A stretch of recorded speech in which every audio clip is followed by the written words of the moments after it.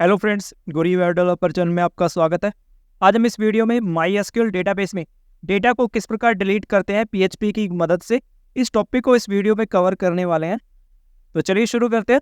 सबसे पहले मैं बता देता हूँ कि मैंने यहाँ एक डेटाबेस बना रखा है और इस डेटाबेस में एक टेबल है और उसके अंदर कुछ रिकॉर्ड ऐड कर रखे हैं। ये जो रिकॉर्ड है मैंने पिछले कुछ ट्यूटोरियल्स में रिकॉर्ड को ऐड किया था और अपडेट भी किया था। अब इस वीडियो में इस रिकॉर्ड को अपने डिलीट करने वाले हैं। तो चलते हैं अपने विजुअल स्टूडियो कोड में और इसके लिए कोड रेडी करते हैं। तो सबसे पहले मैंने एक कनेक्शन फाइल बना रखी है। ये कनेक्शन फाइल मैंने पिछली वीडियो में बनाया था और इसी को मैं यूज़ करने वाला हूँ। तो इसको इंक्लूड कर लेता हूँ सबसे पहले। तो मैं लिखता हूँ इंक्लूड और फाइल का नाम दे देते हैं conan.php। ये इंक्लूड हो चुका है। अभी मैं सेव करता हूँ और रिफ्रेश करके देखता हूँ यहाँ कि ये इंक्लूड हो चुका है। हाँ, ये देखिए कनेक्टेड मुझे दिखा रहा है। अब मुझे क्या करना है, एक क्वेरी बना लेनी है। तो मैं $q एक नाम का वेरिएबल ले लेता हूँ, इसके अंदर क्वेरी लिखूंगा। क्वेरी बाद में लिखूंगा, इससे पहले आगे का कोड अपने लिख लेते हैं। तो मैं इफ़ लगाता हूँ और एक एल्स होगा। इफ़ तो तब चलेगा जब अपना डेटा डिलीट हो गया होगा। तो मैं यहाँ लिख देता हूँ डाटा डिलीटेड और यहाँ एको में अपने लिख देते हैं डाटा नॉट डिलीटेड। तो अभी अपने को क्या लिखना है, इफ़ के अंदर, इसके अंदर लिखना है $conan जो अपना वेरिएबल है, इसके अंदर अपने को क्वेरी रन करनी है। एक मेथड आता है अपने क्वेरी करके, इसके अंदर अपने को क्वेरी पास करनी है जो अपने रन करवाने वाले हैं। तो क्यू नाम के वेरिएबल में अपनी क्वेरी लिखेंगे। ये जो कोड है ये कॉमन रहने वाला है सभी वीडियो में। अब मेन जो अपना टॉपिक रहता है वो रहता है क्वेरी का। तो अब अपने को यहाँ क्वेरी लिखनी है। तो मैं लिखता हूँ डिलीट, फिर यहाँ लिखना फ्रॉम, टेबल का नाम मेरे केस में है टेस्ट डाटा, फिर इसके अंदर किसका डेटा डिलीट करना है मैं लिखता हूँ वेयर, फिर यहाँ मेरे को कॉलम लगाना है। कॉलम कौन सा, ID इक्वल टू 1।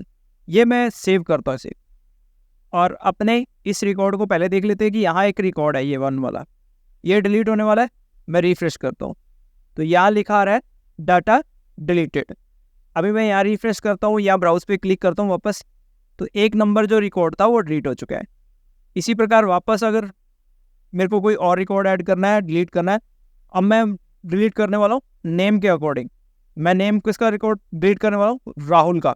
तो मैं यहाँ डिलीट करता हूँ राहुल के रिकॉर्ड को। तो यहाँ मेरे को लिखना है नेम और यहाँ उसका नाम टाइप कर देना है।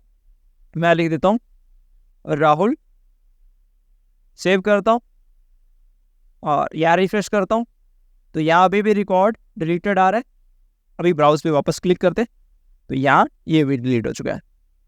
अब एक चीज़ अपने यहाँ प्रैक्टिकल रूप से देख लेते। अगर मैंने वेयर के आगे नेम कॉलम लगाना भूल गया और यहाँ मैंने ऐसा कुछ रन कर दिया 1, और मान लो कि 1 भी नहीं लगाता, वेयर भी नहीं लगाता, तो मैं इसको सेव करता हूँ, रिफ्रेश करता हूँ। यहाँ देखिए अभी भी डेटा डिलीटेड आ रहा है और इस पर क्लिक करता हूँ तो मेरा सारा डेटा डिलीट हो चुका है। ये एक मिस्टेक थी।